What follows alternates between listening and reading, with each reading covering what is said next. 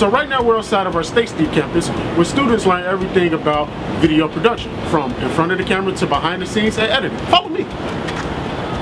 Hello, I'm Titus Willis, and today I'm going to take you on a tour of the Illinois Media School where broadcasting careers begin. Follow me. So now I'm going to take you into the TriCaster control room. The control room is where you create all of your virtual sets, whether you want something as simple as sitting behind the desk or driving a car. The control room is where you make your imagination become a reality.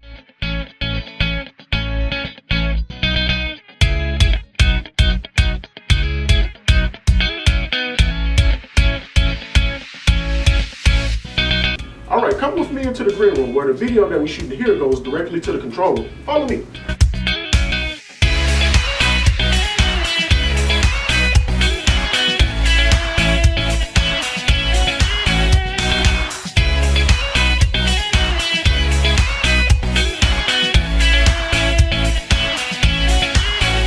So now you're in one of our classrooms. We have one of two here over at the State Street campus.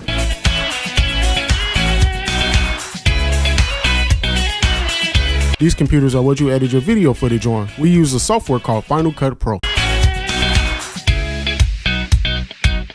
Alright, come into the other classroom with me where we have a lot more computers for editing on Final Cut Pro.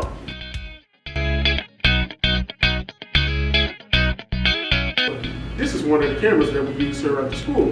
You can take it out and record your class projects outside, and then just bring it back, and the footage that you recorded onto the camera, you will use to edit in Final Cut Pro.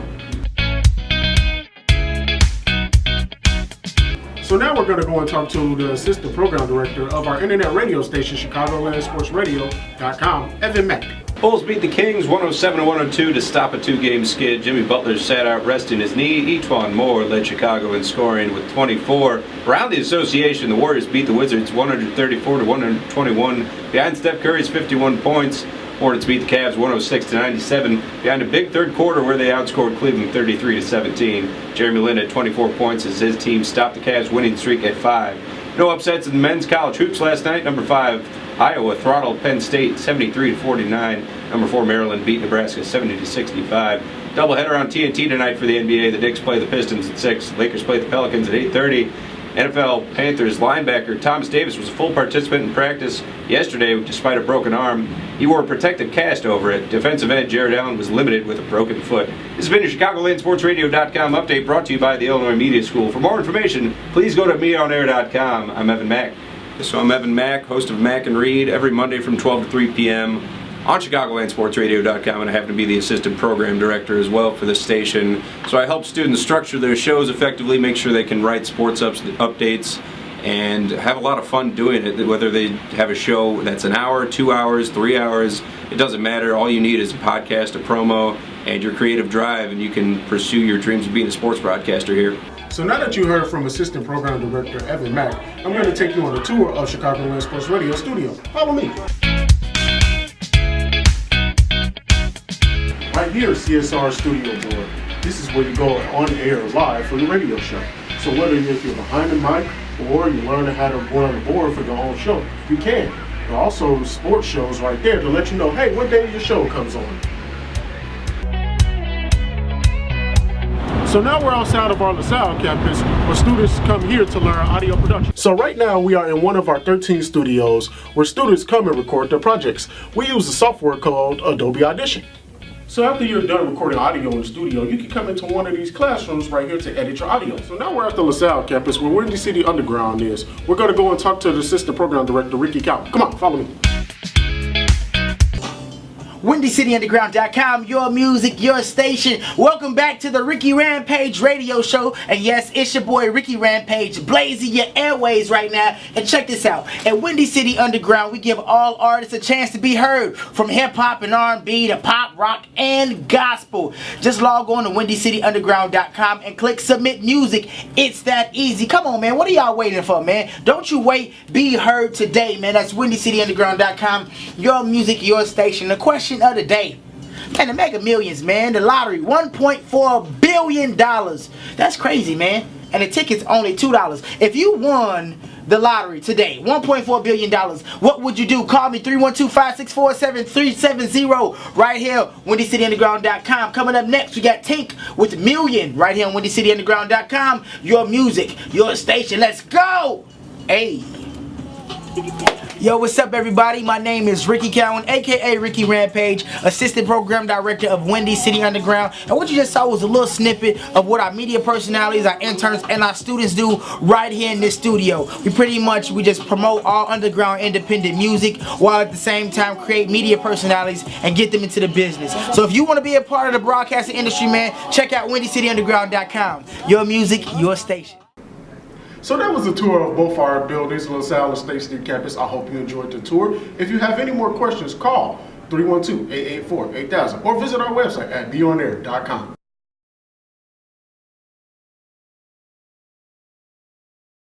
And so from that point, I graduated after my internship, went back to school, of course, but I stayed in touch.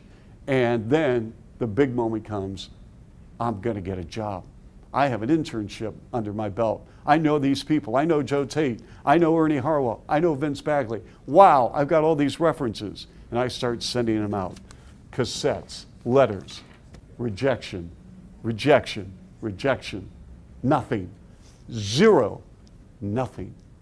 And the only nibble I got was in Amsterdam, New York, and in the Mohawk Valley. And they said, we have an opening for news. I'll take it. I just want to get my foot in the door. I'll take it. Well, we have a guy here that we think maybe, and never heard back. So finally, I decide I'm going to grad school. I'm going to grad school. Are we good?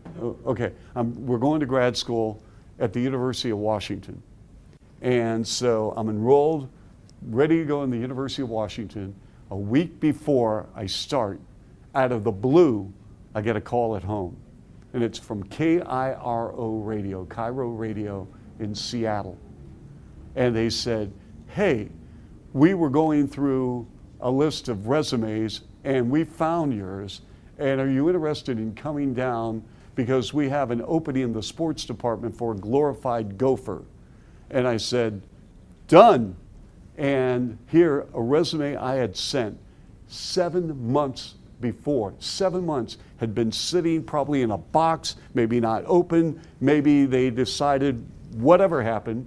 And all I remember is I'm in a meeting with the sports director and with the program manager, and he was saying, okay, let's see, you have your degree, that's very, very good. You have an internship, good, and here's what you did. And your references, we're gonna call you reference. Is that all right?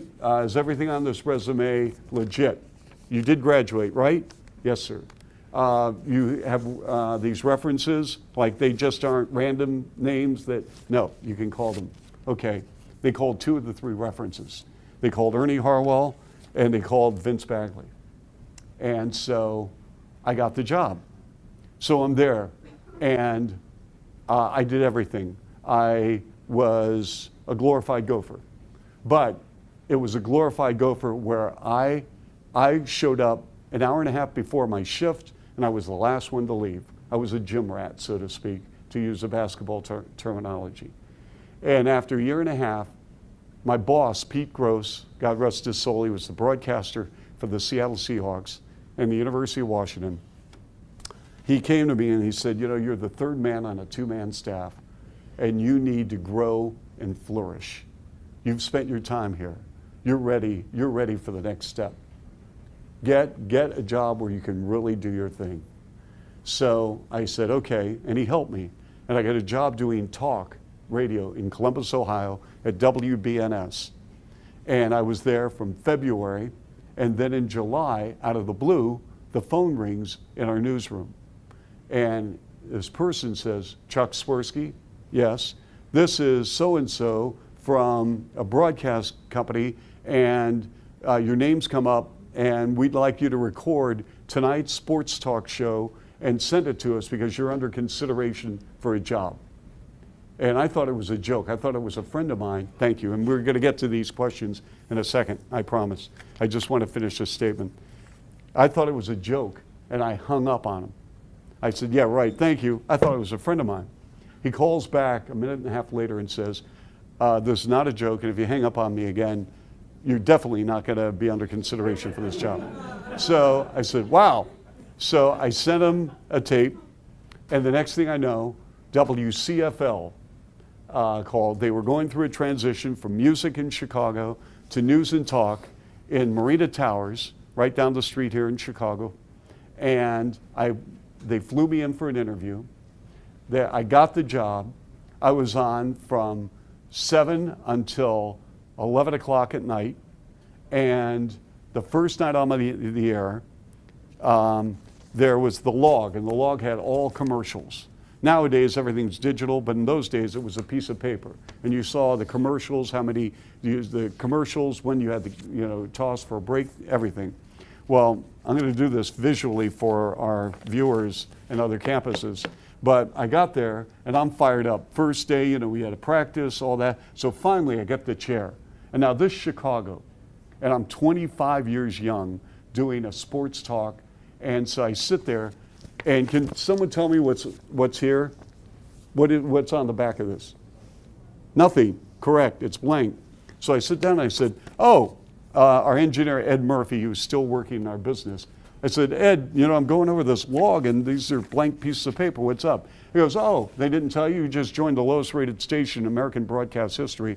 No one listens, and that's because no one's buying commercials either. I said, what? And he says, yeah. He goes, you know what? And so remember, I'm on 4 hours a night. We didn't get a call. I'm saying, hey, this is my first night in Chicago. Let's talk some sports. And I'm giving the number out, and it's like, no one's calling. And I ended up interviewing myself.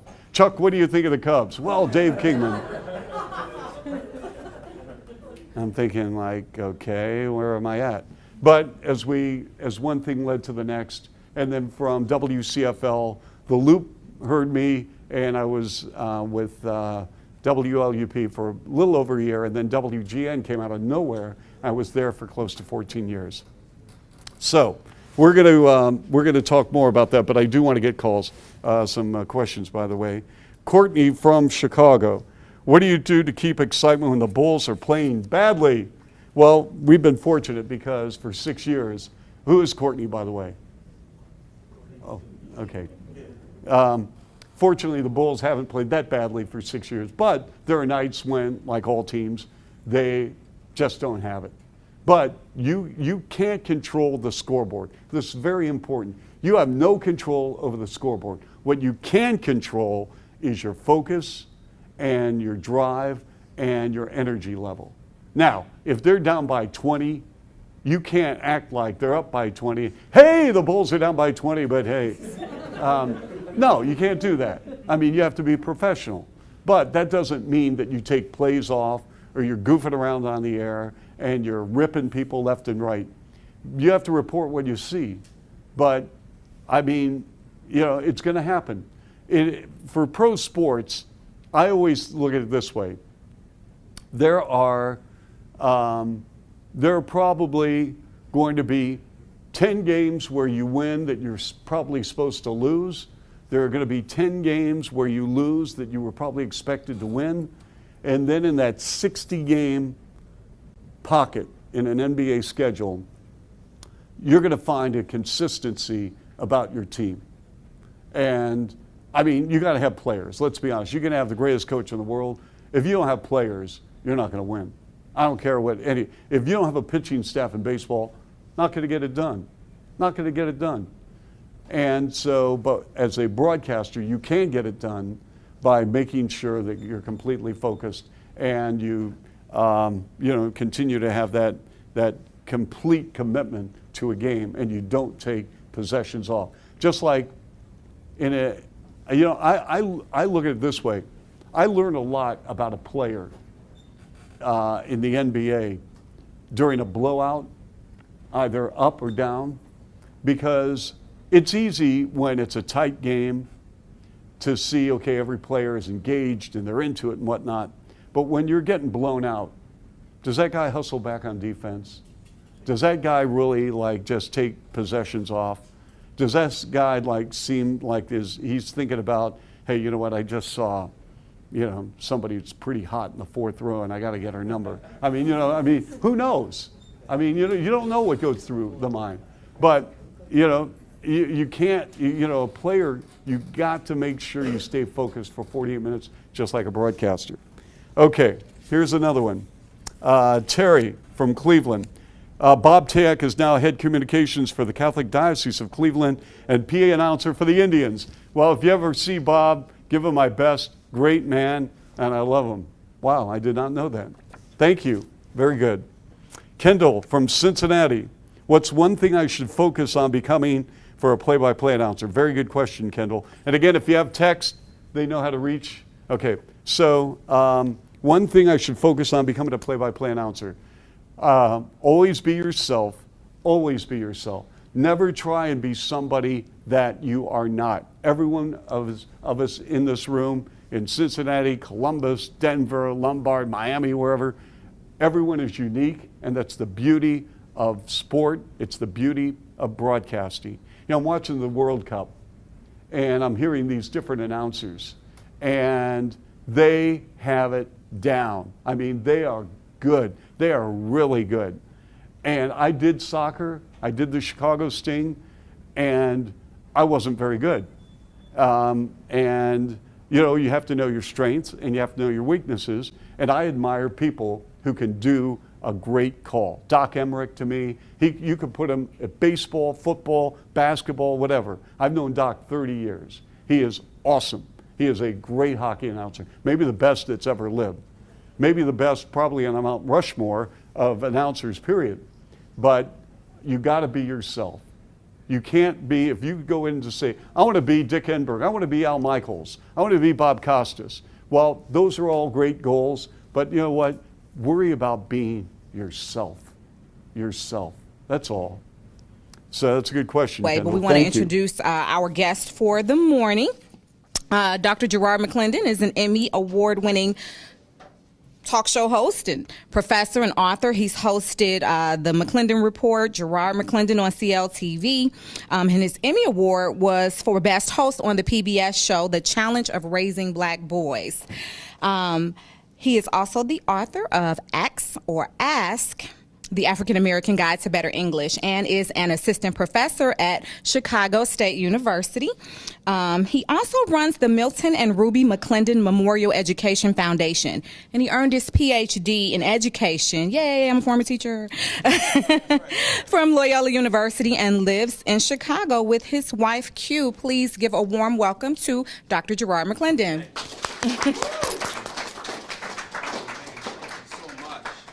It's good being here today. It really is. It really is. I like to get a feel for the room, though. I like to get to know everyone. I don't have that much time today because I got to get on a flight, but I do want to get to know everyone in the room quickly here. So if we could just quickly go around the room, give me your name and what you plan to do with your media savvy. Let's start right here.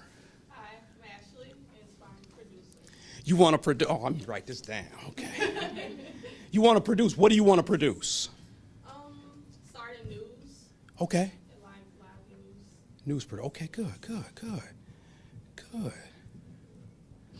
good, Ashley. Next to you, what's your name? Brandon Rice. Brandon. What's up, Brandon? I'm good. What do you want to do? TV personnel. TV? Personnel, kind of like a host, anchor. Okay. Talk show. Okay. You got all that personality to do that? Oh, yeah. That'll work. I can tell. That'll work, Brandon. Let's keep it going. Let's see. Let me go right here. I'm Jimmy, and I'm an inspiring director. What do you want to direct? Music videos, short films, documentaries, anything. You guys got cell phones? Yeah. Lock me in right now.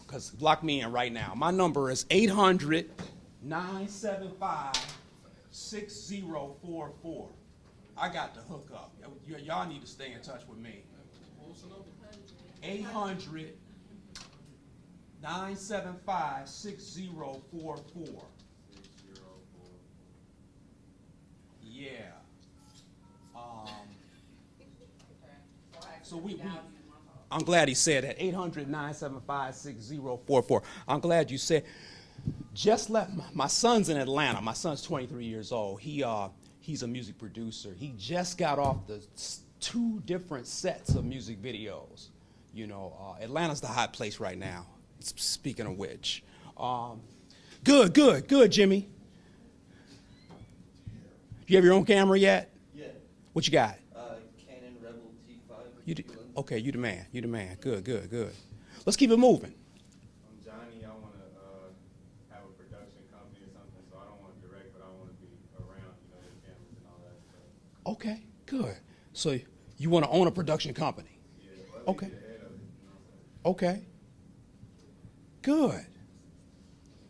What kind of production? Music videos. That'll work. Regarding like hip hop, the culture, and all that stuff. That'll work. Good, Johnny. Yes, sir. I want to do like radio, some music too, like entertainment radio. You want to do radio? Okay. Charlemagne the God. Y'all know nothing about that. Y'all know about that Charlemagne, that Breakfast Club. Charlemagne, a good friend of mine. He's ridiculous. Oh, God, he's ridiculous. Oh, he will say anything. Only he can get away with that. So most people can't get. Yes. Name's Brian. Hey, Brian, what do you want to do? Radio personality, own my own company, start my own brand. Okay. Good. Yes. Well, my name is Maria. I want to be a sports broadcaster. Really? Okay. You need to hook up with a good friend of mine who just started a show in the city, an internet sports show. Good, Maria. Okay, good. Yes. I'm Cole. Cole, what's up, man? Talk to me. What do you want to do? Something entertaining. Something entertaining? You want to be an entertainer or you want to produce entertainment? No, I want to be that. What do you want to do? You juggle? You comedy? You rap? What do you do? Juggling, yeah. I don't know where to start. Oh, you okay? Radio and TV? Okay. You think you got the voice for that, man? You think you got it? Okay. You got strong opinions, don't you? Okay. Good. Yes. My name is Gina, and I'm going to be a director. What do you want to direct? Videos, like documentaries, anything. Like my brother, he goes to school to be a physical trainer. Okay. So I can do his videos and all type of stuff. Just anything that you want me to do, I'll do it. Okay, good. Excellent. Let's go with the young lady next to you. Yes. You. Ari, You're Ari? yes. Talk to me, Ari. What do you want to do? I want to start out as a radio personality and end up owning my own station. Okay, good. Terrestrial radio is still where it's at. Everyone's oh, internet, everything's internet. When you get in a car, you don't really have time to fumble around with internet. You got time to what? Push a button. Radio is hot. Bill Curtis used to be a reporter for Channel 2 News. He also does those shows on Lifetime and A&E, the forensic shows. He said radio is the last woman and the last man standing because it's the simplest form of media, but it's still the most powerful because everyone out here right now, that's State Street, right? They've got a radio on. They're not fumbling around. Someone might be goofing around with internet. None of them are watching TV, but they got that radio on. Radio is hot. Very, very influential, Ari. Good. Yes. Serenity. What do you want to do? Okay. All these, personality. This is good. Okay. Yes, sir. Justin. Hey, Justin. What do you want to do? Radio personality, producer, Okay. sports analyst, The whole nine. Okay, might as well take 10. Yes. You got that one. You got that Mets hat on. Oh man, that is sharp though. I'm just trolling. I'm a Cub fan. It's all good. The hat is nice. What's your name? Jeff Traylor. Jeff. What do you want to do, man?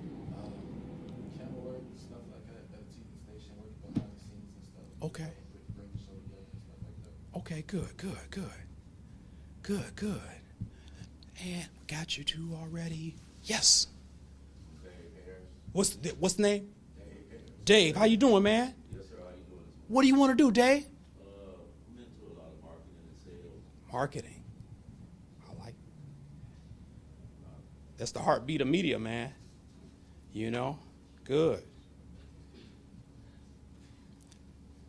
Cheryl Pearson McNeil's a good friend of mine. She's Vice President of Nielsen Ratings. Yeah, good buddy of mine. Anyone else? Good. Okay, this is excellent. I'll make it quick today. I'm not going to show really any of my demo stuff today. You can always go to my website and see it. But it's important to build a website or build your own app, all right? Or start a blog. The world needs to know who you are, all right? As long as you remain anonymous, you're not going to get hired. You can't create any heat in the streets. You know, people are not going to feel you. You got to immediately get out there and start making some noise, all right? And you have to start producing something. So the thing is, everyone says, well, I want to be a producer. I want to be a personality. And then you ask a person, let me see your stuff. And then they're like, oh, I ain't quite got it yet. Then you're not a producer. You want to be a producer, rapper, recording artist, fashion designer, writer, blogger, but you don't have anything to show me? You're not for real. Because there's someone that wants to do the same thing you want to do. They got up an hour earlier than you this morning, and they will go to bed an hour later because they're grinding. For me, as football guy, as a jock, as somebody who didn't study broadcasting, I wasn't a journalism major in school, there are some things that felt natural, that came naturally to me in the television or in radio that I was able to get into fairly quickly. But for me, I'm always trying to get new skills and develop new ideas, new concepts. I've gotten to produce features over the years. I work and I brought a few business cards with me as well, that if anybody after we finish wants to come grab a card from me, got a few cards. But I also work with the Arena Football League. I'm the Senior Vice President of Communications for the AFL, our office. We got one in the River North area, one over in Des Plaines. We got an office out in Vegas. And so I get to work as an executive in the business as well. And so for me, on a day in, day out basis, I'm in the office during the week. I'm negotiating our television deals we have with ESPN and CBS during the Arena football season in the spring and summer. I'm training the various media departments that we have around the league. We've got 8 different teams around the league. We got a lot of teams out west and like Portland and Los Angeles and other cities. We've got teams down in Florida, a couple other teams down south. So I get to see a lot of different angles of the business. It's not because I wanted to grow up and be a sports executive. It just something through relationships I developed, things that I enjoyed pursuing. This opportunity came available a few years ago. The commissioner of the league ended up trusting me to do this. And so that's been more amazing experience that I've had getting to be in the business as well. And it's really aided me as a broadcaster to get to see that part of the business, that side of how deals get set up. And for me to work with our digital partners, we broadcast games online with ESPN3. Prior to that, I had a deal I set up with CBS Interactive. Prior to that, I had a deal I set up with Ustream. Prior to that, I had a separate digital partner. And so whether it's the digital media, radio deals with SiriusXM or different local vendors we have, I get to see a lot of different areas of media, of entertainment. I don't know 10 years from now what I'm going to be doing in media and entertainment, but I do know from the various angles of the industry that I've gotten to see at this point. I know I enjoy it. I know I've gotten a lot out of it. And for me, whether it's the versatility on the air or being able to just enjoy different things that I do in front of the camera and behind, I know it's a fun business. It can be a very frustrating business. I did, believe it or not, hear no quite a bit, and still to this day, I hear no quite a bit. Even something as simple as earlier today. I mean, Jamie and I were laughing about it today. There's a digital sports network here in Chicago called 120 Sports, and they gutted the old Harpo Studios that Oprah used to own. And so Oprah's completely out of there now. She's out in Los Angeles. And Jerry Reinsdorf, who owns the Chicago Bulls and the Chicago White Sox, he's got a company called Silver Chalice, and they've got multiple digital sports networks that they run out of the old Harpo Studios.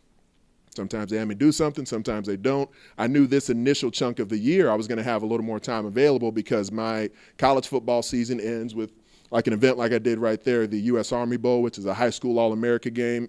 It's really a difficult broadcast because I don't cover high school football throughout the year, but I do some events for NBC, so games like the Bayou Classic, where Grambling and Southern play each other down in New Orleans. I don't cover the SWAC, the Southwestern Athletic Conference, throughout the season, so that midterm is a little bit more difficult going into that because I'm not paying attention to the SWAC throughout the year, but I get ready in time for the broadcast.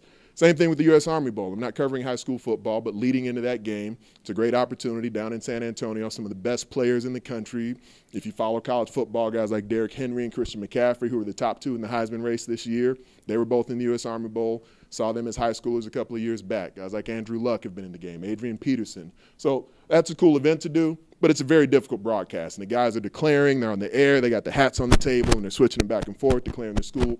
So things like that are things that I enjoy doing, but there's all that preparation, all that work that goes into it on the front end to have yourself ready to be able to manage that level of broadcast. So I think opportunity is a big word that I think all of us, and the fact that you're here, I think means you realize that opportunity and the pursuit of those opportunities is huge in this industry, and versatility. If I leave you with any 2 things tonight, opportunity, the pursuit of those, and versatility within the industry, because if you do pigeonhole yourself, it's fine. There's people who do it. There's people who do it at a very successful level. But I'd like to consider myself an example of somebody who, while there is maybe a resume I come into the industry with, there's always somebody who's, whether, for me, I'm a Big Ten guy, like Paige referenced. I worked at the Big Ten Network the first few years at BTN. I eventually transitioned out of the Big Ten Network. I'm not a Pac-12 guy. I don't have ties to Pac-12 schools, but I got an opportunity with the Pac-12 Network. Who knows, maybe Reggie Bush retires next year and says, I want that guy's job.